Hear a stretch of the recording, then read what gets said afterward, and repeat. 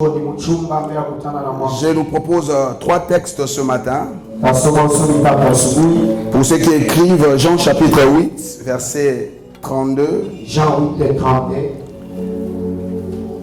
Jean chapitre 17, verset 17. Jean chapitre 17, verset 17. Et puis le troisième verset, c'est 1 Corinthiens chapitre 10, 1 Corinthiens 10, verset 11. Bonjour à tout le monde. Dans ce texte que nous venons de lire, j'aime toujours depuis un certain moment commencer mon message avec ce verset. Parce que la plus grande arme que Satan utilise, c'est l'ignorance. Et l'ignorance veut dire ténèbres. Et la connaissance veut dire lumière. Celui qui est dans l'ignorance est dans les ténèbres. Et celui qui est dans la connaissance est dans la lumière. Jésus dit, vous connaîtrez la vérité et la vérité vous affranchira. Ce n'est pas toute vérité qui est affranchie. La vérité qui est affranchie est celle que vous connaissez. Une vérité que tu ne connais pas ne peut pas t'affranchir. Et avoir la connaissance de la vérité, c'est une responsabilité personnelle.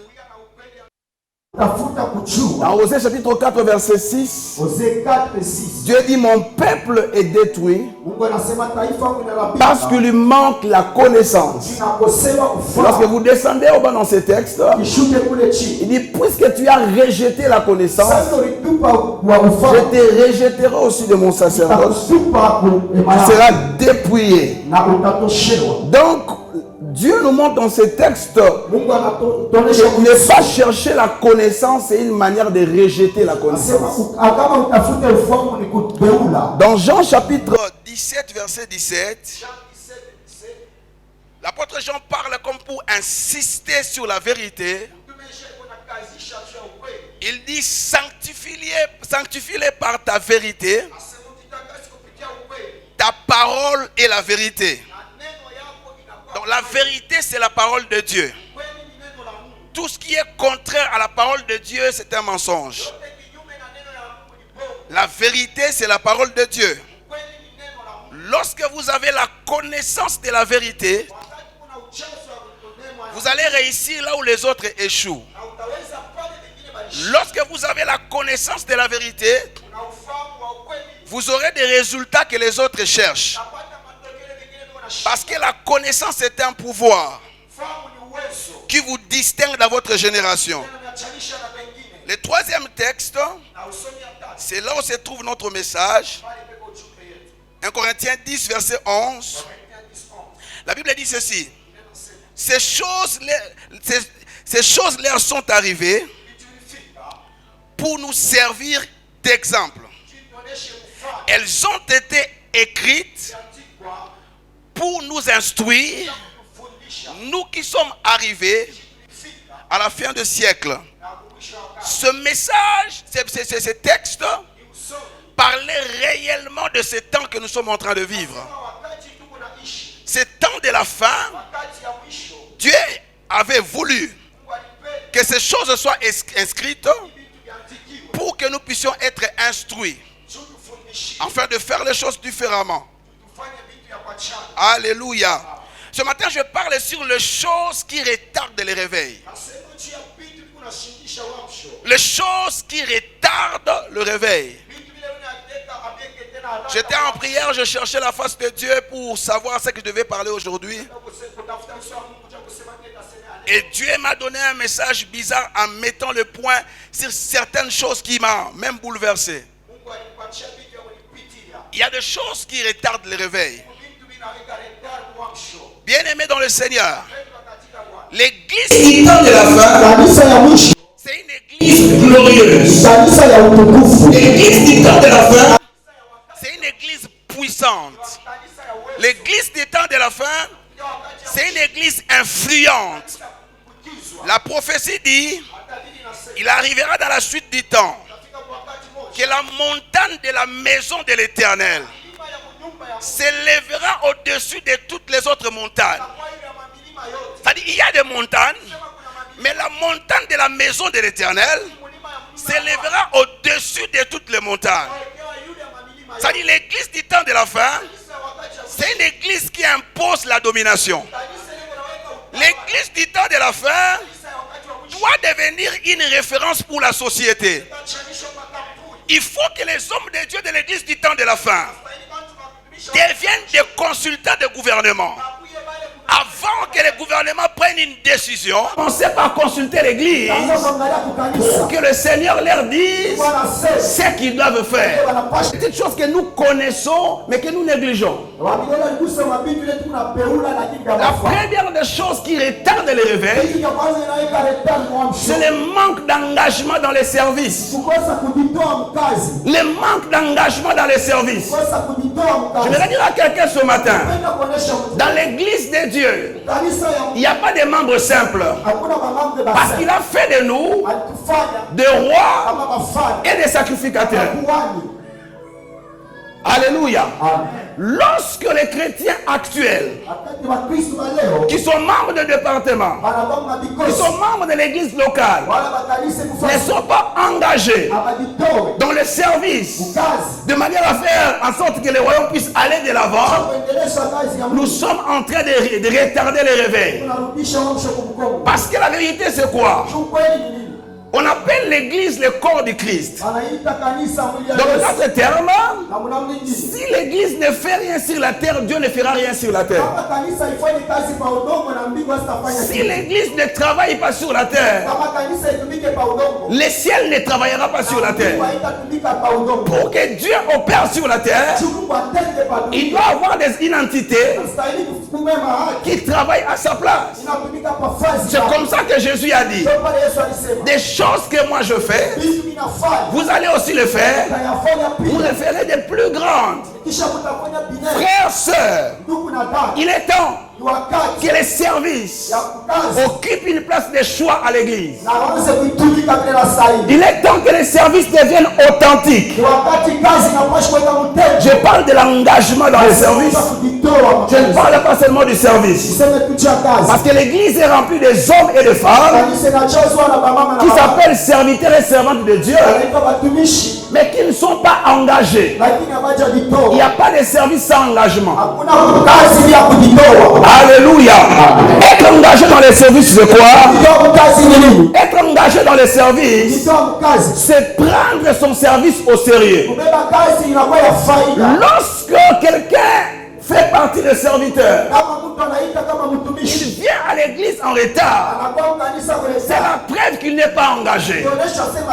Lorsque vous faites partie d'un département, votre nom est dans la liste, mais sur le plan de l'engagement vous êtes absent.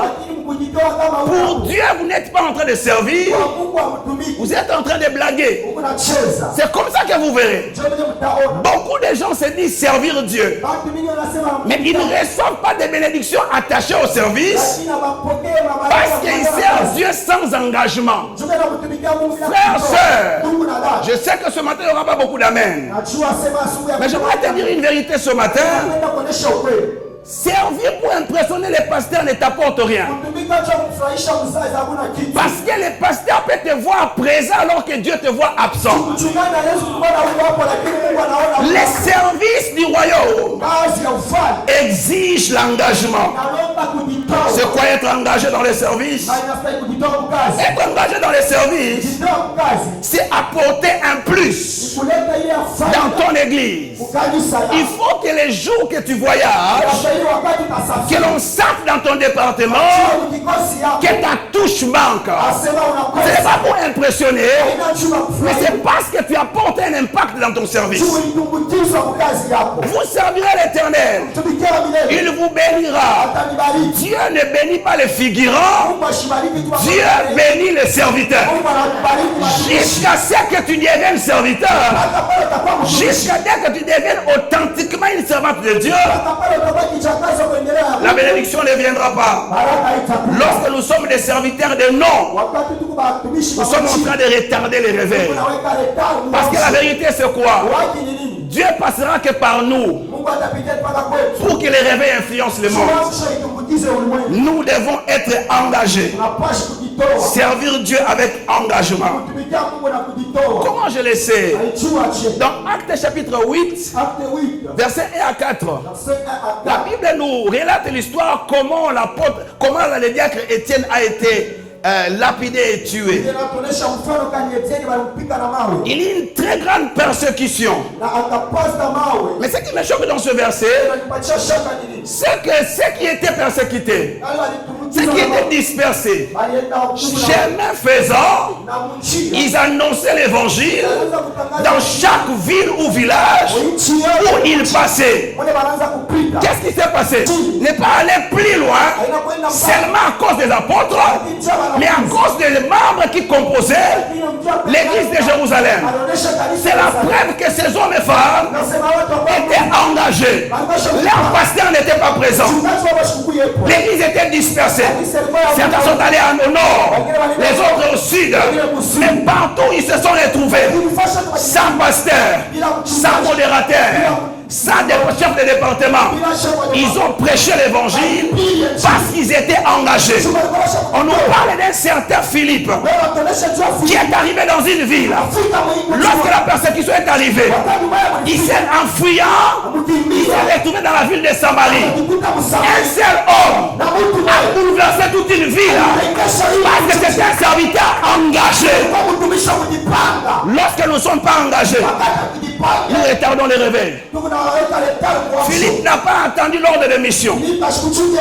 Philippe n'a pas entendu l'ordre du pasteur ou des apôtres pour faire ce qu'il devait faire. Un seul homme a gagné toute une ville. Le même Saint-Esprit qui était sur Philippe, c'est le même Saint-Esprit qui est sur nous. Mais qu'est-ce que nous faisons avec? L'onction, c'est pas pour dire aux gens que j'ai l'onction. L'onction est pour les services. L'Esprit du Seigneur est sur moi, car il m'a oint pour l'onction et pour les services. Plus tu sais, plus tu renouvelles la fraîcheur de l'onction sur ta tête. Est-ce que je suis en train de parler à quelqu'un ce matin? Nous devons être engagés dans les services pour favoriser le réveil. Combien sert Dieu aujourd'hui? Combien sont serviteurs? Pour servir Dieu, il ne faut pas seulement être membre d'un département. Parce que servir Dieu, c'est tout ce que tu peux faire pour faire avancer le royaume de Dieu. Deuxième chose qui retarde le réveil, c'est le manque de compassion pour les âmes perdues. Le manque de compassion pour les âmes perdues. Vous savez, j'ai grandi à l'église. Quand je vois la manière dont les jeunes de ma génération servent Dieu aujourd'hui, je suis tellement choqué. Nous, quand on a cru au Seigneur, on ne savait pas autre chose que prier et gagner les âmes. Je me souviens, je partais supplier les receveurs des taxibis s'ils pouvaient me laisser prêcher. Je partais dans le marché pour prêcher l'évangile. Je n'avais même pas la connaissance de la parole que j'ai aujourd'hui. Mais je sentais à moi un feu qui me poussait à aller dire à mes amis, dire à mon père, à tous les gens de ma famille, que Jésus qui m'a sauvé pouvait aussi les sauver. Combien de jeunes garçons de notre génération ont le temps de partager l'évangile avec les âmes perdues? Alléluia. La Bible dit, allez partout dans le monde, prêchez la bonne nouvelle. Il dit partout dans le monde. Le monde ici ne veut pas seulement dire le cosmos. Le monde, dans ce contexte, veut aussi dire domaine d'activité. Il est temps que les magistrats évangélisent dans ces domaines-là. Il est temps que les musiciens évangélisent les musiciens. Donc il y a un monde de sportifs, Il y a un monde des économistes, il y a un monde des magiciens, des magistrats, il y a un monde, je ne sais pas moi, des financiers. Là où tu te retrouves, c'est ton monde. Tu dois évangéliser ton monde. Vous savez, des fois, nous critiquons les gens.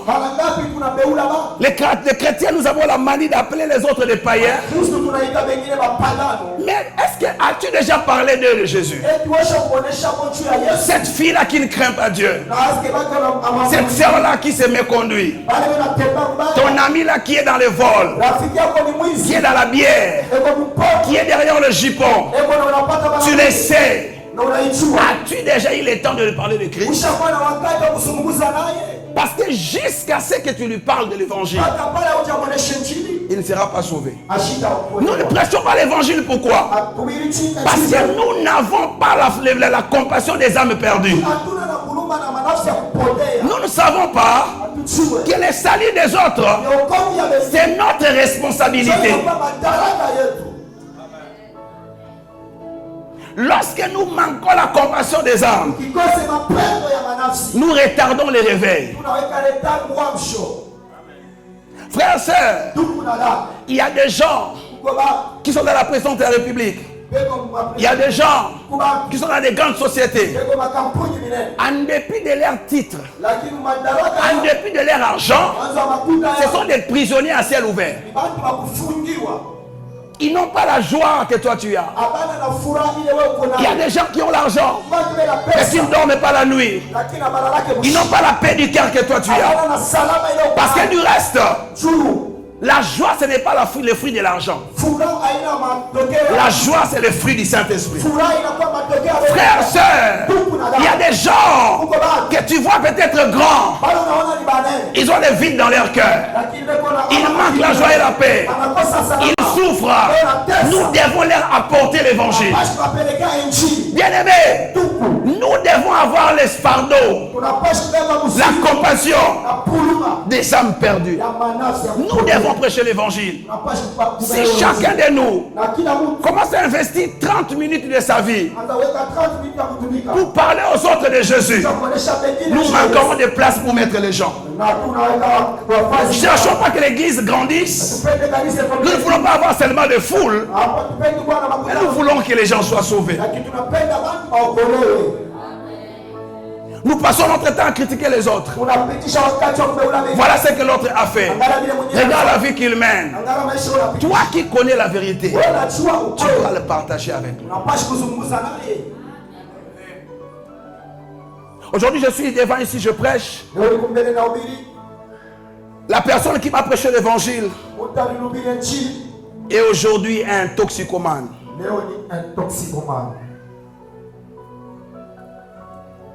Dieu est passé, j'ai des larmes dans les yeux, par quelqu'un juste pour me sauver.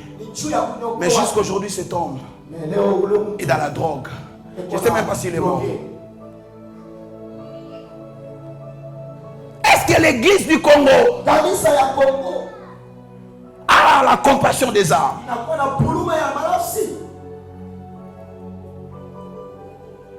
Combien de temps nous avons pour gagner les âmes? Regardez, à l'église, nous faisons des conventions qui coûtent $20 000. Appelez des grands orateurs qui viennent de partout. Et à la fin de la convention, il n'y a même pas un appel au salut. Vous investissez $20 000 pour vous réchauffer. Regardez, l'église n'existe pas sur la terre pour faire des séminaires. Je vais choquer quelqu'un. L'église n'existe pas sur la terre pour faire des conventions. L'église existe sur la terre pour gagner et sauver les âmes perdues. Jésus n'a pas dit je suis venu pour faire des conventions, des séminaires, des conférences.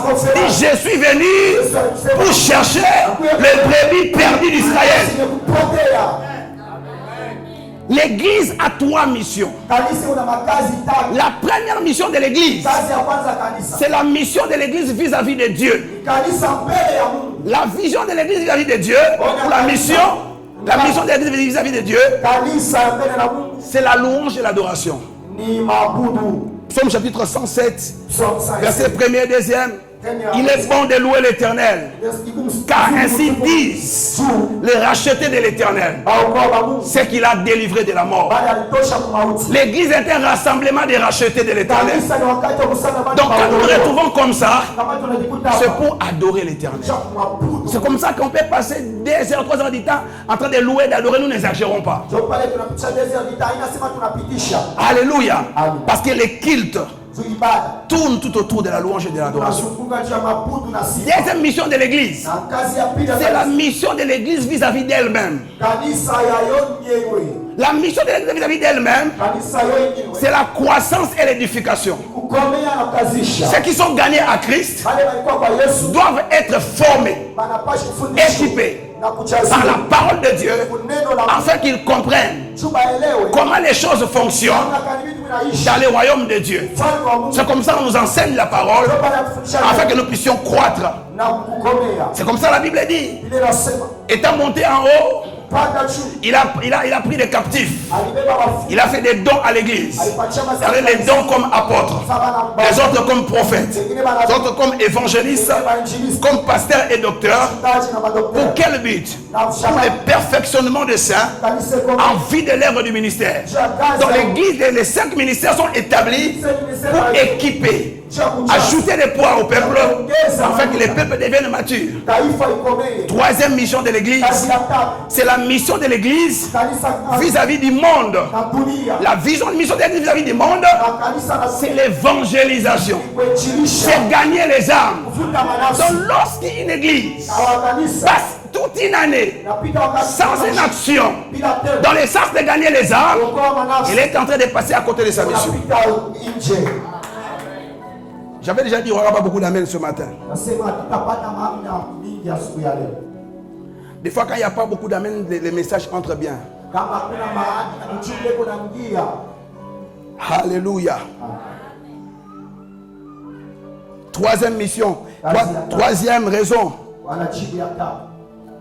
qui retarde le réveil, c'est le confort des églises actuelles. Nos églises actuelles, quand je parle de l'église ici, je ne parle pas de bâtiments, je ne parle pas de communautés, je parle de toi et moi. Parce que nous formons l'église lorsque nous sommes rassemblés. C'est nous l'église.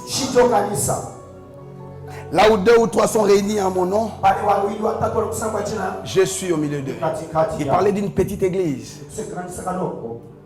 Alléluia. Regardez, nos églises actuelles se battent pour construire des grands temples.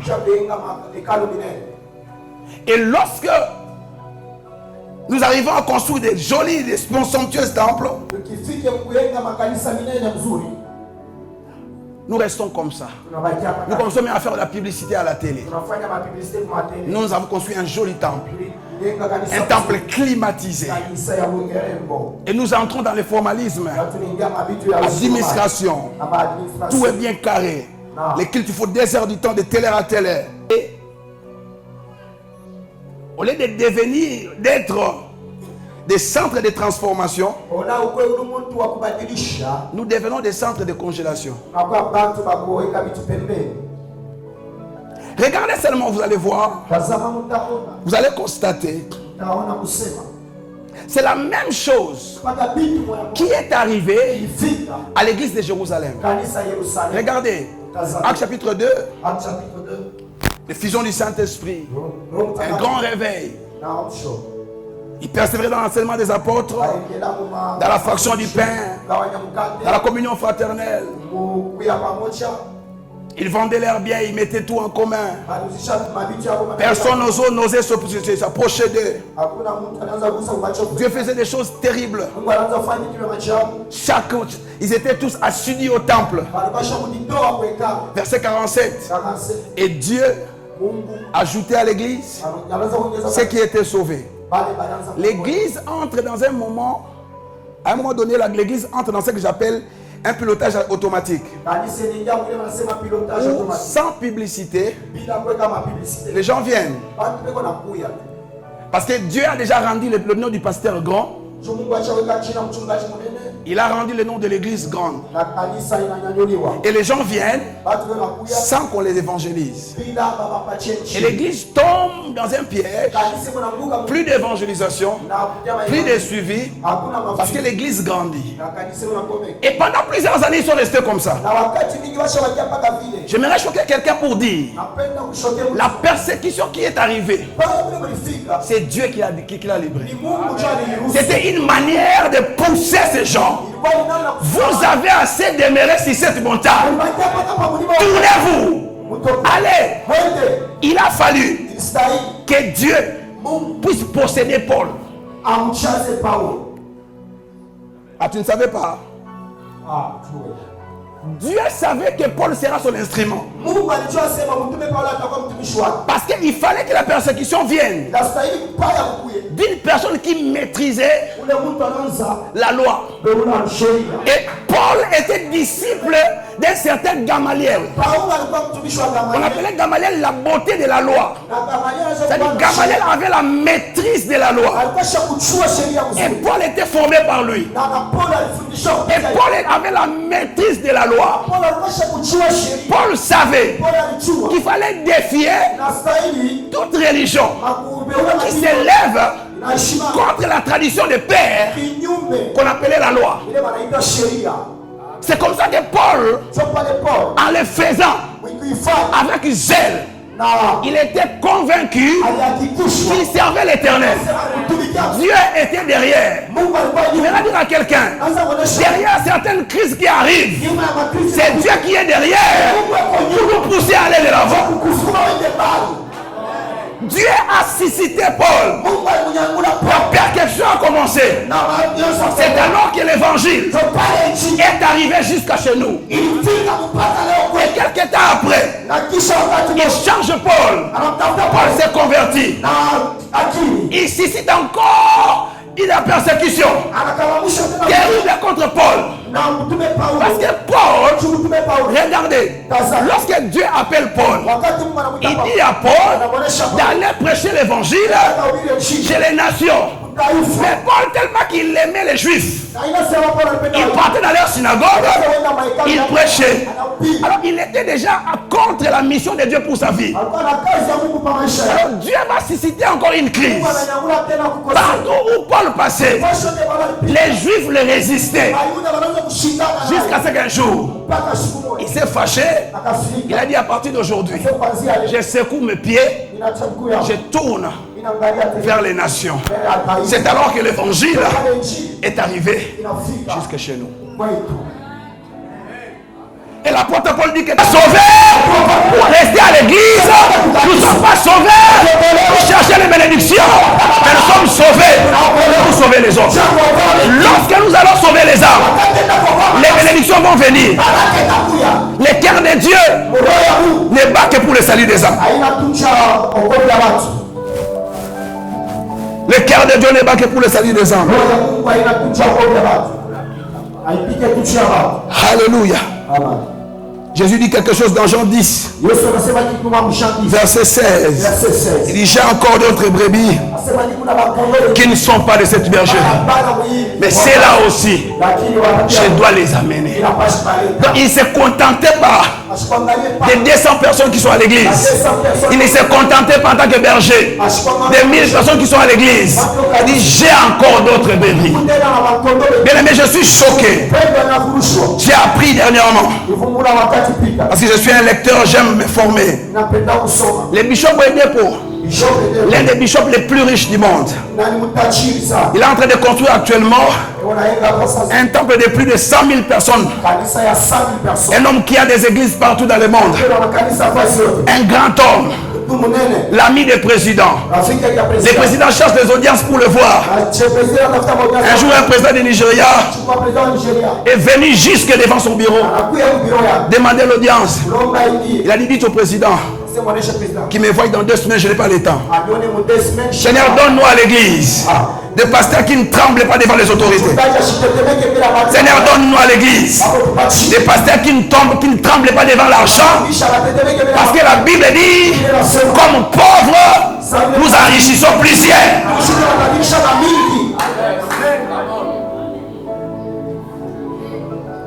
J'ai encore d'autres brebis. Cet homme, malgré sa grandeur, il a un jour où il sort à son niveau. Il ne peut pas marcher au Nigeria avec un véhicule. Il sillonne la ville avec un hélicoptère. Mais il a un jour où il sort en babouche pour aller gagner les âmes. Je n'ai pas encore atteint les niveaux de Bishop Oyedepo, mais j'ai arrêté d'évangéliser. Combien de pasteurs ont ces niveaux-là? Mais ils n'ont plus le temps. Ils n'ont plus le temps. Lorsque David a arrêté d'aller se battre, il est tombé avec Bathsheba. Pasteur, il est temps que tu quittes le bureau afin que Jézabel arrive. Dites amen que je te parle ce matin. Quatrième chose, je vais d'atterrir. Lorsque ces choses ne sont pas faites, nous retardons le réveil. Nous retardons le réveil. Qu'est-ce qui retarde encore le réveil? Le manque d'amour entre les chrétiens. L'apôtre Paul dit quelque chose dans 1 Corinthiens 13. Il dit, quelle que soit la dimension de la connaissance du mystère de Dieu que j'ai, même si je me sacrifie, je donne tout ce que j'ai jusqu'à ce que je me donne moi-même. Si la motivation derrière mes actions ne sont pas l'amour, n'est pas l'amour, je ne suis qu'une cymbale qui retentit. L'église est remplie de cymbales qui retentissent. L'église est remplie des hommes qui portent les titres, mais ce sont que des cymbales qui retentissent. Alléluia. Amen. Nous avons à l'église aujourd'hui l'uniformité et non l'unité. Nous avons à l'église aujourd'hui les gens qui sont dans un même département, mais qui ne se parlent pas. Mais ils chantent ensemble. Ils prient à l'intercession. Nous sommes en train de jouer. Alléluia. Lorsque nous faisons des prières de combat, tu vas prier maintenant, tu vas libérer le feu sur ton ennemi. J'ai un problème personnel avec Papa Fabrice. Donc je me positionne dans une position, dans un endroit où mon feu va très bien le localiser. C'est comme ça que nous nous détruisons nous-mêmes. La crabomanie s'installe à l'église. Lorsque vous mettez les crabes dans une assiette, même après 20 ans, ils ne sortiront pas. Parce que quand l'autre veut sortir, l'autre les tire et tombe. C'est ce que nous vivons à l'église. Nous allons prier que les ennemis de ta vie, mais j'ai un problème avec Papa Serge, je le positionne. Le feu. Lui m'envoie le feu, moi je lui envoie le feu. C'est comme ça que nous sommes en train de nous détruire. Manque d'amour. Jésus ne dit pas, lorsqu'on verra vous parler en langue, c'est alors qu'on saura que vous êtes des disciples. Et lorsque vous allez vous aimer les uns les autres, c'est alors que les autres verront que vous êtes mes disciples. Pourquoi? Parce que l'amour n'existe pas là où il y a les païens. Dieu n'a pas l'amour. Dieu est. Puisque tu appartiens à Dieu, naturellement tu dois avoir l'amour. Donc les païens n'en ont pas. Mais lorsque nous haïssons comme les païens, encore nous sommes spéciaux. C'est comme ça qu'il y a certaines personnes qui ne viendront jamais dans nos églises, car ils voient seulement comment nous nous comportons entre nous. À l'église aujourd'hui, il y a la compétition. Qui est plus riche? Pourquoi à l'église les gens donnent mais ils ne sont pas bénis? Le pasteur a dit on doit acheter notre parcelle, commencer la construction. Qui va donner 10 000? Je sors, je laisse que tout le monde passe. Le pasteur a demandé 10 000. Pasteur, laisse, moi je donne 50 000. Tu vas nous prouver que c'est toi qui es le boss. Le pasteur va recevoir. Les gens vont t'apprécier. Et chez Dieu, tu n'as rien fait.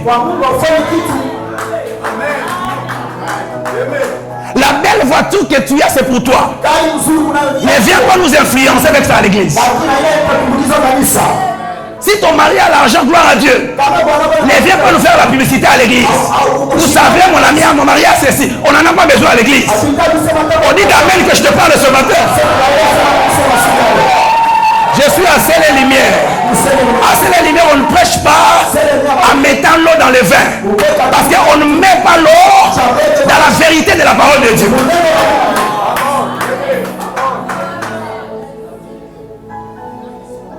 C'est comme ça que vous verrez. En dépit des dons que nous faisons, il n'y a pas de retombées. Parce que ce que nous donnons, c'est pour impressionner. Beaucoup de gens ont donné, ont fait des dons dans le ministère de Jésus. On n'a pas parlé de dans la Bible. On a parlé d'un certain Joseph d'Arimathée. Il était disciple de Jésus, mais en secret. Ça veut dire en d'autres termes, la Bible dit que Jésus avait une caisse pour son ministère. Et cette caisse était tenue par un voleur qu'on appelait Judas. Malgré le fait que Judas volait, mais l'argent dans le ministère de Jésus ne manquait pas. Parce qu'il y avait des Joseph d'Arimathée qui donnaient des sommes colossales. Mais dis à pasteur, ne dis pas ce qui s'est passé ici. Seigneur, donne-nous à l'église. Les gens qui donnent, comme David, il dit de plus de mon amour et de mon attachement pour la maison de Dieu. Je donne en or ce qui est en or. Je donne pour de l'argent pour ce qui est en argent. Malgré que Dieu l'avait interdit de construire, on a évalué la sémence de David lui-même. 7 milliards de dollars. Parce qu'il y a l'église, quelqu'un qui peut donner 7 milliards. Si moi je donne comme ça, je vais passer à la télé pour dire, moi j'ai déjà fait une sémence de 7 milliards. Mais David a donné plus de 7 milliards. Alléluia. Il donnait parce qu'il aimait. Salomon aima l'Éternel. Il monta à Gabon pour adorer. Il offrit 1000 holocaustes. Alléluia. 1000 holocaustes. Un bé coûte combien? 1000 dollars. Fois 100, ça fait combien? Fois 1000. Ça fait combien? 1 million. N'est-ce pas? 1 million, n'est-ce pas? Il a donné 1 million. Seulement parce qu'il aimait. Nous sommes à l'église. Nous sommes en train de nous moquer de certaines personnes qui ne s'habillent pas bien. Alors que dans ta maison, tu as des habits que tu transformes en torchons. Oh non, je ne vais pas donner mon habit parce que je ne connais pas son état d'âme. L'amour est plus puissant que la sorcellerie. Même si tu donnes à quelqu'un ton habit par amour, il amène ça chez les féticheurs. Et lui et les féticheurs vont mourir. Sans prière, sans jeûne. Parce que l'argent va te défendre. Je suis dans le temps où il faut que je continue.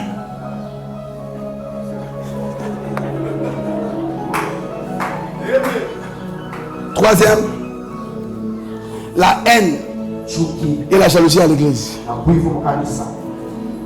Il se trouve un fiancé qui cherche à la marier. Alors ses amis achètent une SIM et appellent les garçons.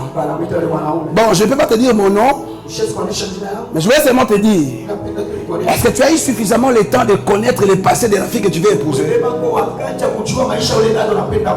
Oh, ton nom c'est qui? Ce n'est pas grave. Vous savez, je voulais seulement te sauver. Cette sœur-là que tu veux épouser, je voudrais que tu saches qu'on l'a attrapé avec le sida il y a quelques temps. Il est en train de prendre des médicaments, voilà pourquoi il a grossi un peu. Tu es sorcier. Parce que l'homme il va épouser, c'est pas ton mari. Regarde, si tu peux voir quelqu'un se marier, bénis Dieu parce qu'il laisse une vide pour que ton tour arrive. La haine et la jalousie à l'église. Dernier point. Les rivalités entre le serviteur de Dieu et le servant de Dieu. Les serviteurs de Dieu transforment la chair comme un endroit de règlement des comptes. Cela retarde le réveil. Chaque fois que tu montes à la chair, tu viens pour annoncer la bonne nouvelle. Tu ne viens pas pour régler les comptes aux gens. Regarde. Lorsque Jésus prêchait, qu'est-ce que je dis? Lorsque Jean-Baptiste prêchait, Jésus le Tout-Puissant était dans la foule. Donc quand tu enseignes, quand tu prêches, quand tu dis aux choses à la chair, tu ne sais pas qui est dans la foule. Je finis, que le Seigneur vous bénisse.